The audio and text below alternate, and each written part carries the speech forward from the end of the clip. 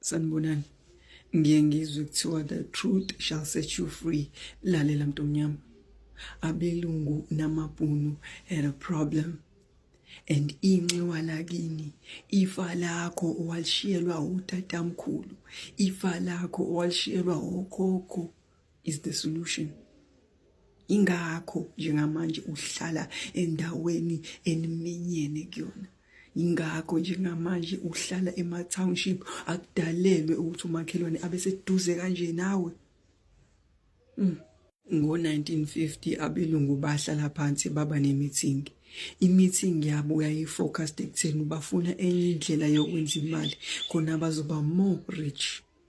Ngenhlanhla kwakusanda kutholwa enye indawo yayibizwa nge-Africa. Le ndawo le yayinomnotho, i-rich ngama-resources. Le ndawo yayinemfuyo, le ndawo yayinamanxiwa owawungatshala khona. Utshala ummbila, utshala ubhontshisi, kumile. Ba-decide ukuthi baye e-Africa bayothatha over. Ngo-1913 bafike e-Africa basifikela nemithetho yabo. Yaqala i-Native Land Act. I-Native Land Act yayithi bona bazocontrola u-90% of i-land.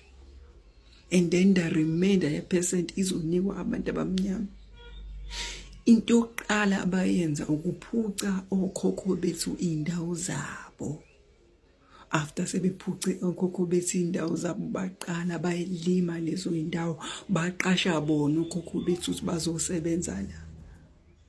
Ingakho manje iningi lengane azinawo indawo zasemakhaya, azinawo amanxiwa, aziwazi amathuna akubo, amathuna okhokho. Le mthetho abafika nayo yashintsha izinto eziningi for umuntu omnyama.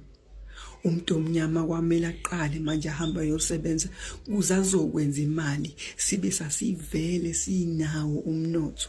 Sasivele sinemfuyo, sasivele sinamanxiwa. Umuntu omnyama wekwazi ukulima afune alale edlile liphume igadeziko. Kodwa abelungu ba-introduce imali. Abelungu bazela nama-laws ukuthi njengomuntu omnyama wena siyakususa la. Yaqala i-Areas Act. Basuswa utatamkhulu ey'ndaweni zabo bahamba bayohlala ey'ndaweni kwathiwa ama-township. Ikasi baminyene kule ndawo lezi. Abakwazi ukulima, abahlushwa amanzi, bafakela ugesi, nalo gesi wakhona uyayikhetha imizi, uyabiza lo gesi.